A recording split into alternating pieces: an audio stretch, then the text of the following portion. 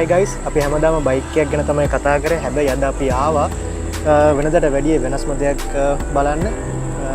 අවුරුදු ගානකට පස්සේ තියෙනවා ඩ්‍රැග් රේස් එකක් කටුකුරුන්ද රේස් එක පටන් අරගෙන තියෙන්නේ. අපි මේ පැත්තට ගිහිල්ලාම බලමු රේස් එකේ මොනවද අප්ඩේට් තියෙන්නේ කියලා. මේ පැත්තට ගිහිල්ලාම බලමු. රේස් එක on time start කරලා තියෙන්නේ. අපි එන්න චුට්ටක් පරක් වුණා. බයික් 35ක් දෙන ඒ වගේම කාර් 160ක් මේ ඉවෙන්ට් එක පාටිසිපේට් කරන්න. කඩම් කෙලේ එක ගන්න. කලින් අපි ට්‍රැක් එක පැත්තට ගිහිල්ලා රේස් එකේ මොනවද වෙන්නේ කියලා බලලාම අපි යමු කඩම් කෙලේ එක පැත්තට.